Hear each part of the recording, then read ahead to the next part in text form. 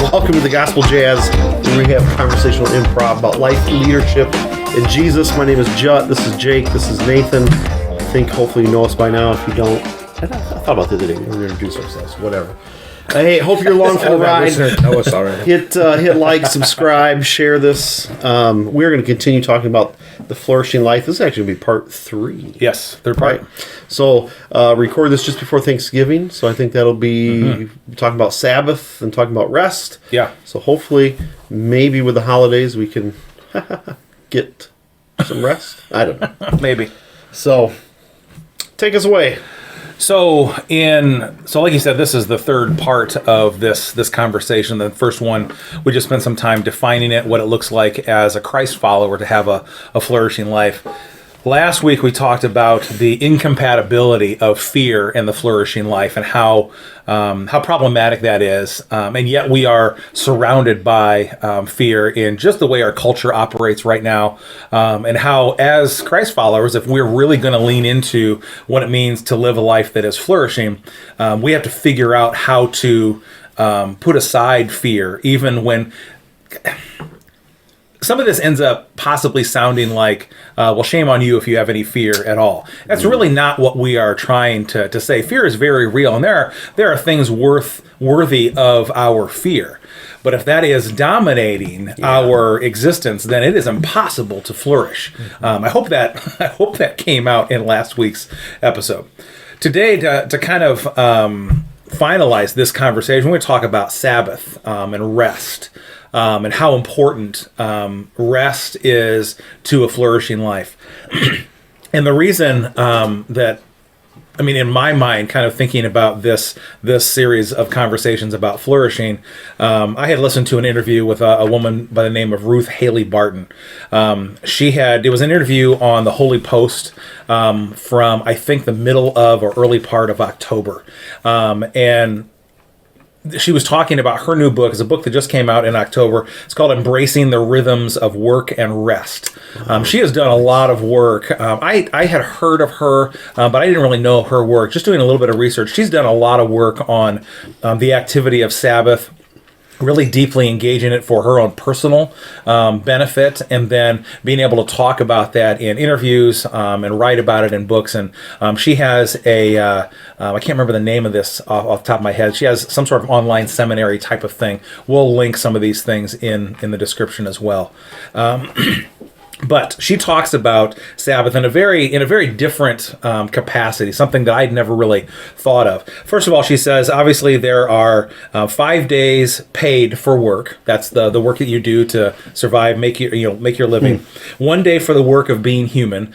So we would consider that probably Saturday, where we do stuff around the house and we catch up on laundry and all that kind of stuff that helps us be human. And then 1 day as Sabbath or rest in God.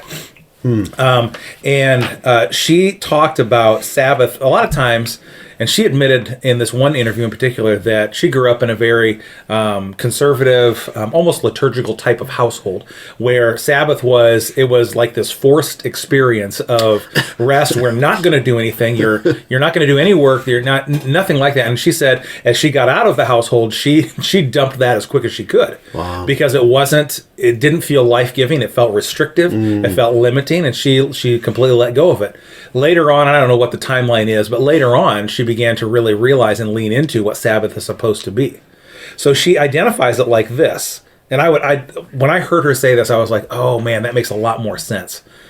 She said, we need to understand Sabbath as delight, not as restriction or duty or limitation. Wow.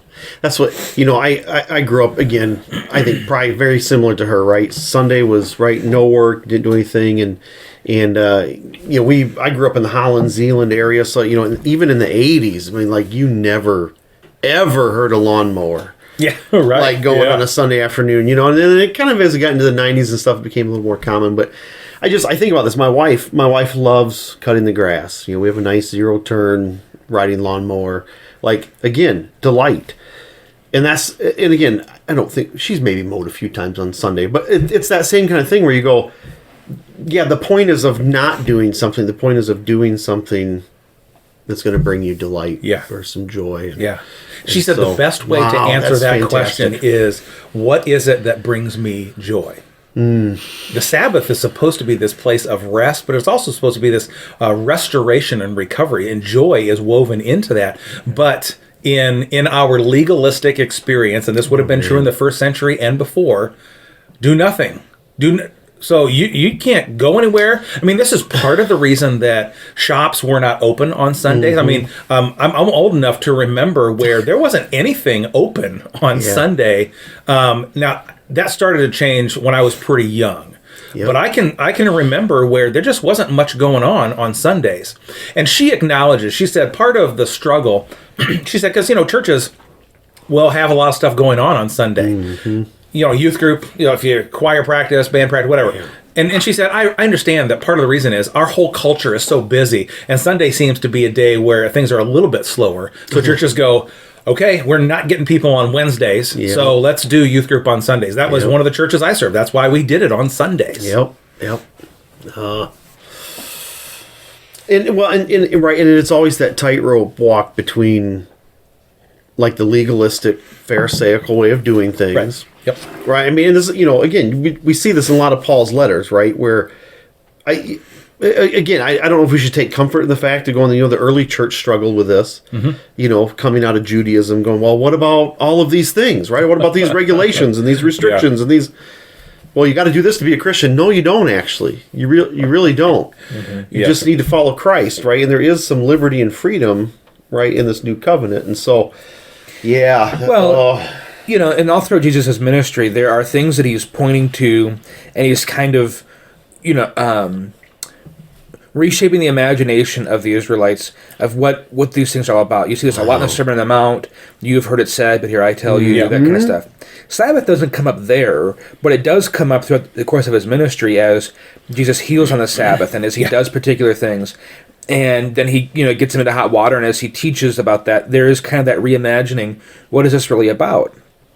And to remind us that, Sabbath was made for man, not man for the Sabbath. Yeah. And part of the purpose, part of the spiritual function of Sabbath is to remind us, part of the way it forms us, I should say, is that it is God, after all, who runs the world. Right? He does not need us to run the world for him. And it's a reminder, right? It's a way of changing the pattern of our lives, rhythm of our lives, to say, this is what God's capable of running the world this day without our help.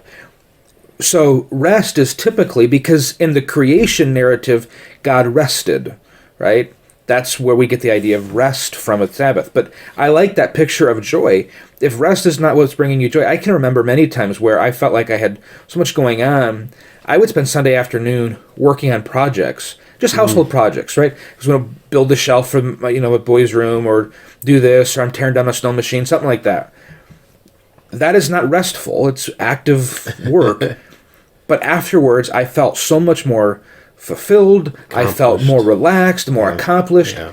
Far more. I could have laid on the couch and rested, and all I would have been thinking about is how I wasn't getting done all of these things. That might be anxiety, but it also, so part of it is reimagining what does that look like for us. And Sabbath is also part of a bigger scheme that God is interested in that he builds into, or they attempt to build into the pattern of the Israelites that culminates in Jubilee, right? Is this, you work for 6 days, you rest on the seventh. You work for 6 years, you rest the seventh. And after 7 patterns of this, there is the year of Jubilee, which is kind of this grand reset and all. That's a forgiven, right?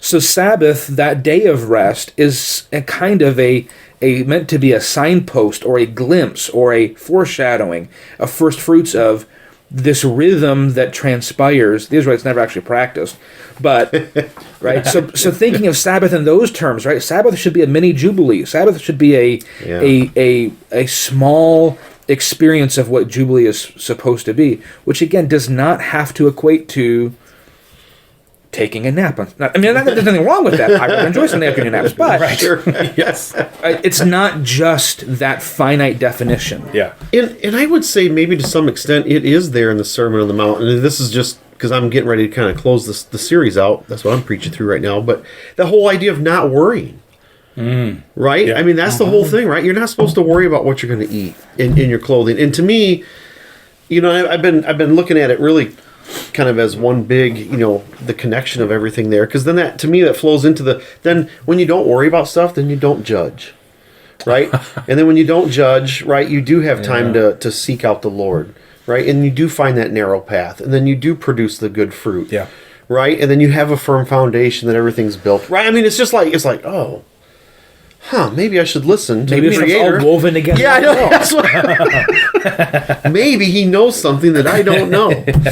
And I think this is maybe even one of the good things that has come maybe out of the last 2 years of COVID is seeing just a different pattern of life that can still be productive for our corporations or our work, our churches, whatever, right? Some more time with family. But we're all clamoring, right? Well, let's get back to normal. And you're like, oh my gosh, really? Normal was nuts. Life sucking. Yes. I mean, you didn't necessarily know it at the time because everybody was kind of miserable. But then, right? Yes. It's interesting. There is, and I can't remember if I shared this in a previous episode or not, but I've shared it because I've shared it in several different places. But I've seen some videos reporting on some changing work culture stuff. So like one is a Chick-fil-A down in Miami that started doing 3-day work weeks for its full-time employees. Now, those 3 days are long. I mean, I think they're like 14-hour days or something like that. But then you have 4 days off, right? Yeah. And then a company out of the UK that is focused on, they're doing 4-day work weeks, so doing 4/10s. But then they have these what they call deep work sessions for 2 hours in the morning and 2 hours in the afternoon, where there are no meetings scheduled. You don't interrupt anybody. There is no. You are focused on doing your tasks and your work. But then you have the other 4 hour or 6 hours of your work day in that scenario where. You have more flexibility and you have some of that relationship building that happens in a work environment. But you have your meetings, all those things. And so you end up feeling more productive because you have that dedicated time. Yeah. By the time you get to Thursday afternoon, you're ready. I mean, and so even the corporate world is beginning to, I hope, wake up to the fact that there's other ways to do this. I mean, with the shelter that we operate, that's what we moved to several months ago. Was part of it is because we pastor the church and then we run the shelter, and we were working 6-7 days a week, and it just wasn't sustainable. But love you guys. True. Yes. But now we have Sundays, and then we do 4/10s, and we're off on Fridays. And it really is frustrating, the need to justify that when we're out. Well, we're not in the office on Fridays, and we have to explain. Well, it's because we have, no, we work 4/10s. Where of course we're always available, and there's a crisis that happens, and the phone rings, and there's all of that. But administrative work, and man, the rhythm I'm in now is so much healthier. Nice. Man. So there's a guy I think he's out in Portland, Oregon. His name is John Mark Comer. He did, I heard him talking about Sabbath. This was probably a couple months ago now. And he said a couple of things. Desire is often the motivator for why we do things, that our eyes see something and we go, I want that. And so then we figure out a way to go after it. And this is true individually in our personal lives. This is true on a corporate level, organizationally. We see something and then we go after it. He said the problem with desire as a motivator is it then begins to trump ideas about Sabbath. Mm-hmm. He says, he referenced Ecclesiastes chapter 1:8, the eye is not satisfied with seeing.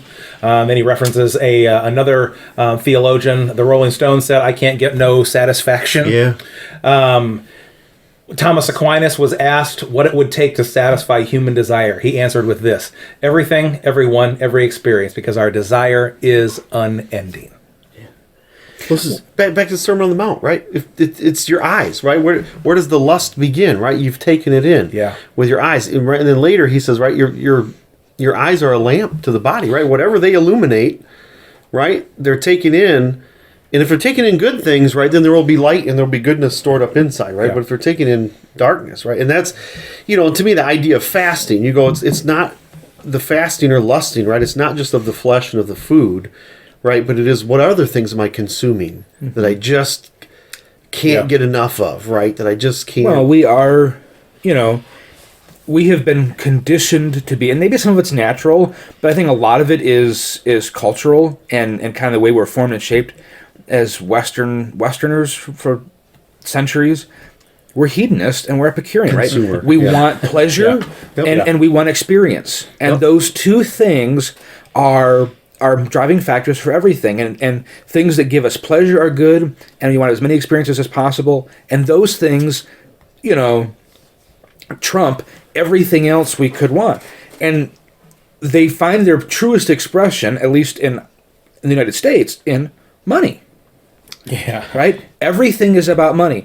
And so you cannot serve two masters. Mm-hmm. Cannot serve God and money. I mean, that again, right? And that's right the thing. there. So if money is that desire, it is that motivating factor for our pleasure, for our experience, all of those things, we have sacrificed. You can use the word tov, you can use the word goodness, you can use the word wholeness, whatever, in pursuit of that. And it's interesting to me, other countries, I think because America is the great capitalist experiment, right? Other nations, a lot of other nations are now using that, but we were kind of that first great capitalist empire. Other countries have figured out, even China, that should tell us something, that people are more productive when you give them rest. The company my dad works for that has offices in China, when Chinese New Year hits, everybody goes down in China, but you don't work in your village. People move to the cities, they work there, their families are back home in whatever villages they're in. Yeah. When Chinese New Year's hits, which is a couple week long thing, everybody goes home. It's a month. Yeah. And work is not done. I think it's in Germany, but there's a couple, or maybe other European countries, the month of August, they just kind of shut things down. Yeah. And people are more productive during the other 11 months out of the year when we shut things down for a month. But in America, we can't sacrifice the bottom line. We could produce more wholeness, more goodness, a healthier society. I mean, but how much money could we make in that month? Come on now. Yeah. This is years ago when I was doing more Kickstarter stuff with different board games and things. A lot of those companies, right, they're getting all of their game pieces, tokens, or whatever stuff, made in China. And that was like, I don't remember how many Kickstarter campaigns I was a part of, that that's where these companies here in America were up against, hey guys, we're really hoping they're going to be able to get all this stuff done before the Chinese New Year.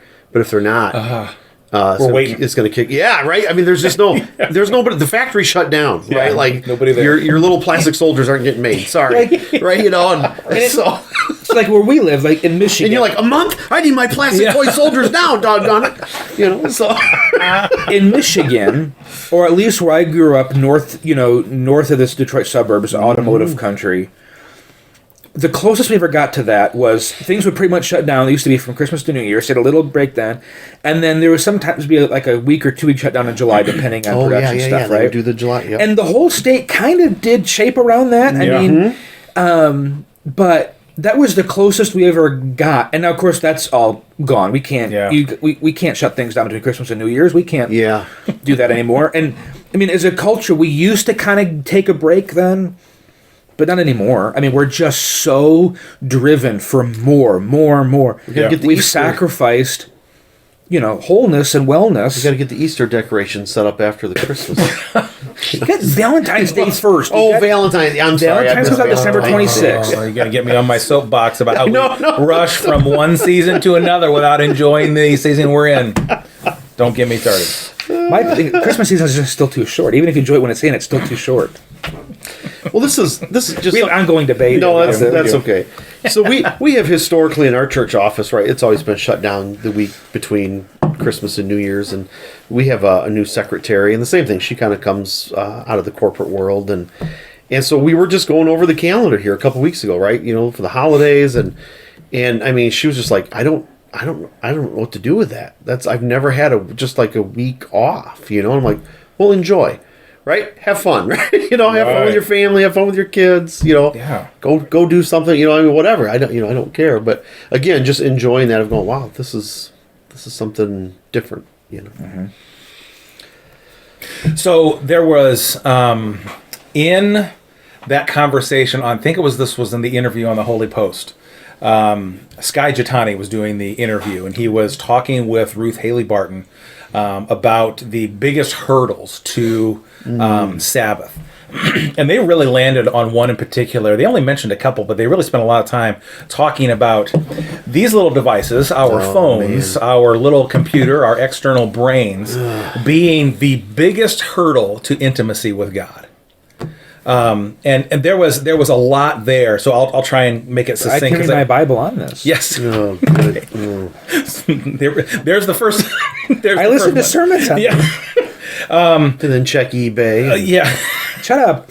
It's a part of the problem is we don't unplug and turn off notifications. It feels impossible to do that, but it's not. I'm important, though. See? Somebody might need to get Yes, right. I take the TPS reports down to Debbie. You don't understand my... Sorry. I'm gonna have to link Office Space quotes. No, don't do that. Skye Jitani said before the pandemic he would go to and speak at a lot of different colleges. And he said, talk about a lot of different stuff on college campuses because, college kids are often fired up about a lot of different stuff. He said the biggest pushback consistently that he would get from college students was taking out the phone and saying, this device here is going to be the biggest hurdle for you and your generation to your intimacy with God. And he was like, he said people would respond and react in ways that, you're asking me to cut off my arm. And because it is so, because again, especially you and I are old enough to remember a life before this. I don't know. I am too. You were two? You're too young. No, I was. When I was about this. 5. No, so it's funny because you said that about college campuses because I'm thinking back to college for me, which was more recent than it was for you two. But no, I was in college when smartphones really came out, or at least when they became accessible, right? Oh, so when I started college, everybody was still... Now, we had the flip phones with the keyboards because we texted, right? And I can remember sitting in a class, and a guy next to me, and with his flip phone, he's getting online. I'm like, you can do that on your phone? Yeah. Why would you do that on your phone? Yeah. I remember when I was in high school and somebody was texting for the first time, I'm going... What? That's not what you use that for. What value is there in texting? But what do I know? Yeah, you'd have missed out on that one. one. Invested in BlackBerry or something. But then by the time I graduated or I was in grad school, right, everybody had one of these, right? Everybody had a smartphone of some kind where they're doing everything, and it was kind of an interesting time to be in school where you started with people just texting and everything else is books and computers. And by the time I graduated or was in grad school, everything school related you were using your phone for. That transition kind of happened there. And so it's just kind of interesting to have lived through, been in that moment during that change. So this, and I don't want to take us too far down. And I do remember bag phones for the record. My mom had a bag phone. Phones? Oh, yeah. man. Yes. I can go back a ways. I remember pre-dial-up. I remember no internet. When we talk about Mark of the Beast, right? The idea of hand and forehead, right? I mean, I don't know how much more. You know what I mean? Yeah. It's in my hand. My forehead's pressed. I mean, it really. And again, and I don't. To me, and I think that whole passage there about the Mark of the Beast, it really is about that, right? What I have my thoughts centered on, right? And what am I putting my hands to work with, and how much of that is. We'll date ourselves, just plugged into the matrix, I mean, it's just like, you're sucked in, you're a slave, congratulations. And but none of us are going to cancel our phone service today. Well, so this is one of the things that they... Right? I know. So in their conversation, they were not advocating gouge your eye out. for getting rid of the phones. That's a part of our culture that is not going to go away. But what they did talk about was how, and this is how it comes back to the Sabbath issue. There's a woman, don't laugh at her name, because last time we told you her name, you laughed out loud. Oh, no. Her name is Sherry Turkle. Jake thought that was hilarious. You obviously think it's kind of funny too. Okay, it is funny. She is an MIT professor. She's like in her 70s.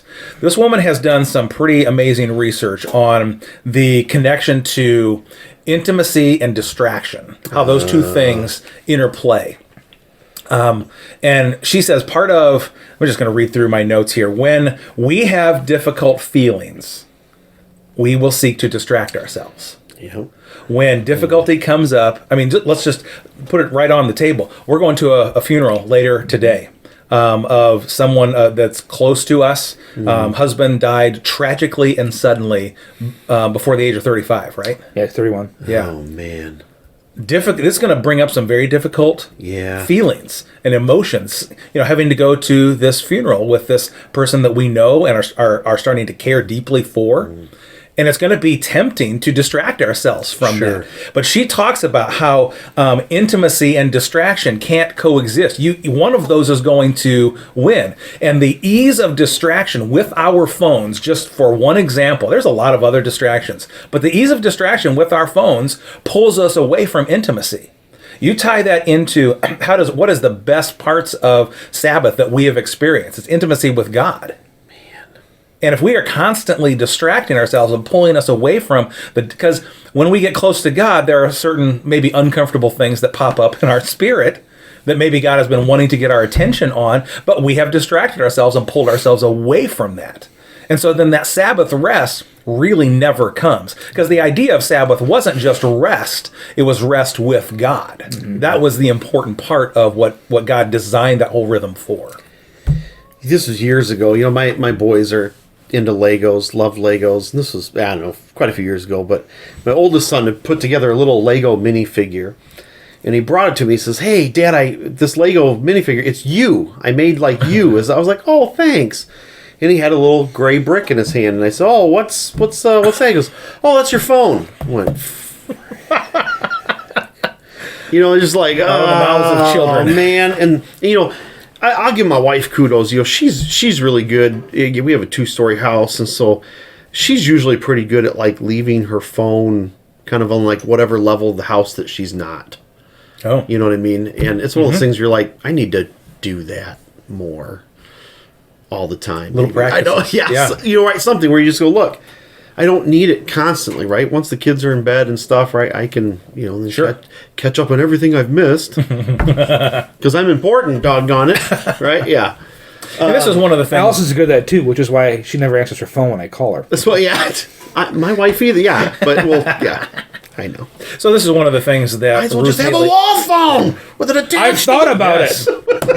We got one in the office. You can pair a cell phone to it, and it'll ring. I thought I'm going to get one of these for the house. So wherever her phone is, at least that one rings. I'm sorry. So Ruth Haley Barton. One last thing that I think was really good. Again, some of the practices of Sabbath have taken on maybe an unhealthy characteristic for us, that it is about limitation and restriction. She says there are little practices of Sabbath that we can engage in on a regular basis. She says when I am going from I'm working in her office into a meeting that she knows is going to be kind of stressful or difficult, take like 2 minutes just to kind of be still. Maybe a short prayer to God. All right, help me say the things that I need to say here. Help me go into it with the attitude that I need to have going into this. She said, when I go home at the end of the day, and this would be really, I think, critically important, especially for you guys, you have kids at home. Yeah. When I'm moving from workspace to home space, just a little bit of a moment of Sabbath right there to go, all right, God, help me be present with my family right now. Man. As she talked about that, I was like, okay, those are really simple things, because she talked about having these moments of Sabbath throughout the day.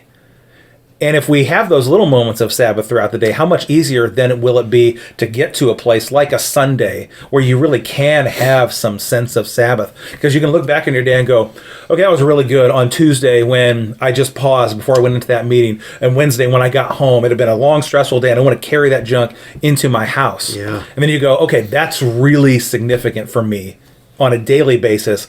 How significant is it now on Saturday or Sunday when I take some time to breathe deeply and be present with my family, allow God to really speak to my spirit? Yep. Man. Yeah. So good. One last quote I'll give you. Eugene Peterson is famous for saying, the work of the pastor is helping people pay attention to God. And this is the activity of Sabbath, that we point to the opportunities to pay attention to God. That's good stuff. Yeah. Yeah. All right. So, hey, there's some good practical hopefully takeaways to live that flourishing life. Yeah. And I think it's been a great discussion. Nice to get the podcast up and running again this Yeah, we've fall. been out for a while. So, life. People. Busy. Is what it is. Hey, may the peace of the Lord be upon you and your family. Hope you found this helpful. Again, hit like, hit subscribe, share this with some folks that you think this would be good for. And appreciate you tuning in. Have a great day.